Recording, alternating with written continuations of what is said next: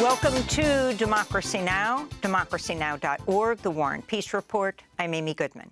Famine is imminent in northern Gaza, according to a UN-backed report published Monday. Michael Fakhri, the UN Special Rapporteur on the Right to Food, said the U.S. is, quote, complicit in this starvation of the Palestinian people in Gaza, and urged the Biden administration to call for a ceasefire and stop sending weapons and money to Israel.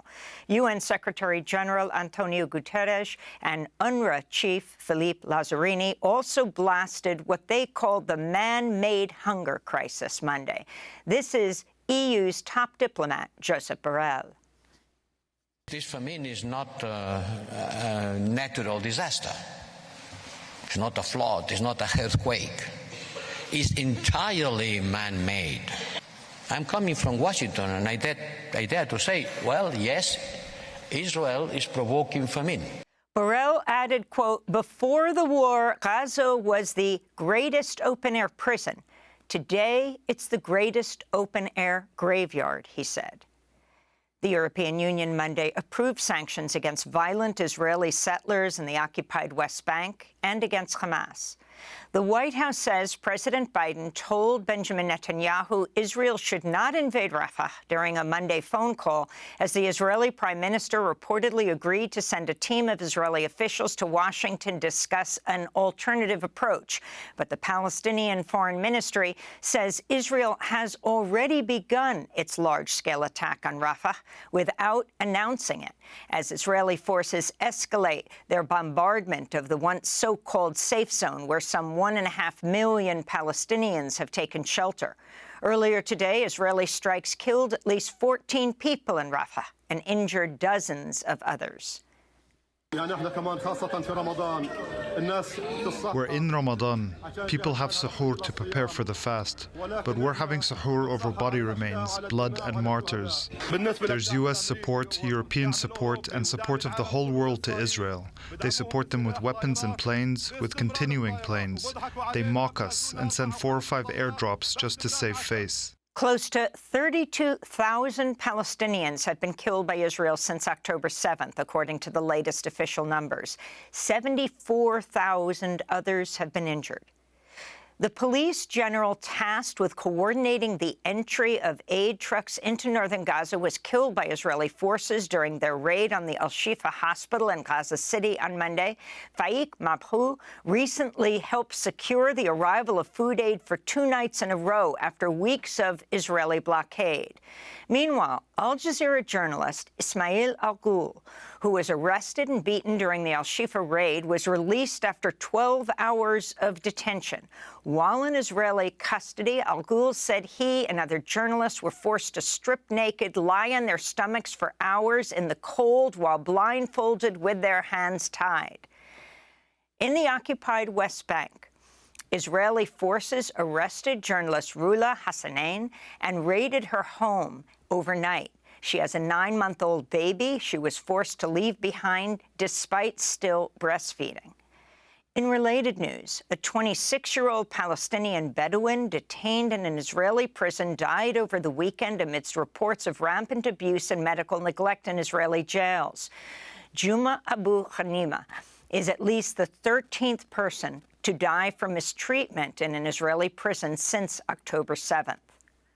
In Haiti, at least a dozen people were killed as armed groups attacked 2 upscale neighborhoods in the capital Port-au-Prince Monday. The communities of La Boule and Thomasin had remained relatively untouched by worsening violence and turmoil in Haiti. Residents described the chaotic scene early Monday. Last night, around 11 p.m., as we were sitting here, 2 young boys suddenly appeared and opened fire on several of our brothers. They didn't address anyone. They just came up and started shooting. They didn't ask any questions. I was there when the shooting happened, and I saw them get out of a car and start shooting. I was trying to understand the situation. Last week, unelected Haitian Prime Minister Ariel Henry announced he'll resign after a coalition of armed groups opposing his rule declared an uprising. Meanwhile, Haitian stakeholders and leaders of the Caribbean Community, or CARICOM, are still in negotiations to establish a transitional presidential council in Haiti. In Nigeria, armed groups kidnapped at least 100 people, including children, in 2 separate attacks in Kaduna State in the north. The mass abduction is the latest attack following the separate kidnapping of nearly 300 students and staff from a school in the northwestern town of Kuriga earlier this month. Abductions in Nigeria have become more frequent in recent years as armed groups target residents for large ransoms. In Gambia, the National Assembly voted to repeal a landmark 2015 ban on female genital cutting, also known as female genital mutilation. If approved, it would be the first reversal of protections against the practice, which causes long-term health effects, including increased risks of complications during pregnancy and childbirth. Less than 10% of the National Assembly's members are women. This is Amnesty International researcher Michelle Eken. It simply will be disastrous for women's rights, not only in Gambia, but in the region. It would tell young girls, your rights can be easily taken away. If this is passed, then what's next? We have to really be strong about it and make sure that we don't take away something that took so long to fight for. Schools in South Sudan have temporarily shuttered in preparation for a scorching heat wave that's expected to last for the next 2 weeks. Officials have advised children to stay indoors as temperatures are likely to reach 113 degrees Fahrenheit. Extreme heat waves have become more common in South Sudan due to the worsening climate crisis and has compounded an already dire humanitarian crisis due to conflict in the region. UN Secretary-General Antonio Guterres has expressed concerns at reports the Burmese military is continuing to bomb civilian areas. Dozens of people were reportedly killed, including children, early Monday in Burmese military airstrikes on a predominantly Rohingya village in Rakhine State. Clashes in the region have soared after the end of a ceasefire in November between the Arakan army and Burmese forces that have been in place since 2021 military coup.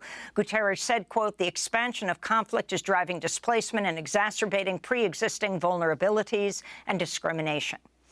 In Syria, some 30,000 children and women who had ties to Islamic State militants are still being detained in camps and prisons across North Syria under severely abusive conditions. That's according to a UN-backed commission, which says most of the children were brought to the camps a decade ago when the Islamic State controlled portions of land in the region. It's been 5 years since the militant group lost its presence in Syria, but the children have yet to be repatriated to their home countries, remaining in indefinite captivity. Tens of thousands of people, many of them children under the age of 12 and women who are married to Islamic State militants, are being held at Al-Hol camp, which has been described by the UN as a, quote, blight on the conscience of humanity. Dozens of babies are reportedly born each month at Al-Hol, which is located in a region of northwestern Syria still patrolled by hundreds of U.S. troops. Meanwhile, teenage boys are kept in jails that are run by the U.S.-backed Kurdish-led Syrian Democratic Forces. In Argentina, protesters in Buenos Aires were met with riot police and tear gas Monday as they marched in a union-led rally to protest mounting food insecurity and far-right President Javier Milei's massive cuts to social spending. This is union leader Hugo Godoy. Today we came back to march together to demand the government once again respond to this worsening situation of the food crisis that over 6 million Argentinians suffer from. The government doesn't even have an inch of humanity to guarantee food provisions to soup kitchens. It's as if they enjoyed the people's pain. The protest took place days after Argentine senators dealt a major blow to President Javier Milei's so-called economic shock therapy agenda, voting to block his sweeping decree. Since taking office, Milei has imposed over 300 austerity and deregulation measures. He also cracked down on the right to protest. Argentina has the highest inflation rate in the world, even as it slowed down to 13% last month, down from 20% in January. UNICEF's warned children are suffering some of the worst effects of the current economic crisis, and Milei's cost-cutting measures with a child poverty rate that could soon hit 70%. Back in the United States, Donald Trump's failed to secure the $454 million bond for his New York civil fraud case, increasing the likelihood New York Attorney General Letitia James will seize his real estate assets. Trump's lawyers said their client was turned down by around 30 bond underwriting companies. The lawyers are requesting the former president be allowed to delay posting bond while he appeals the case. If their request is denied, Letitia James could start seizing Trump's properties on Monday. In other Trump news, former White House aide Peter Navarro is expected to turn himself in to a federal prison in Miami today to serve his 4-month sentence for contempt of Congress. Navarro will become the first ever ex-White House official to serve time for a contempt of Congress conviction after he refused to comply with a subpoena from the House Select Committee investigating the January 6 Capitol insurrection.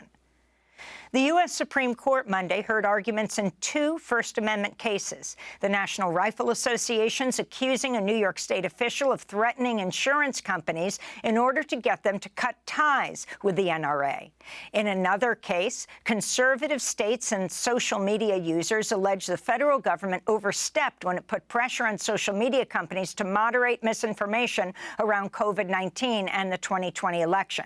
The justices appeared skeptical of efforts to limit the Biden administration's contact with social media companies. This is Justice Ketanji Brown Jackson.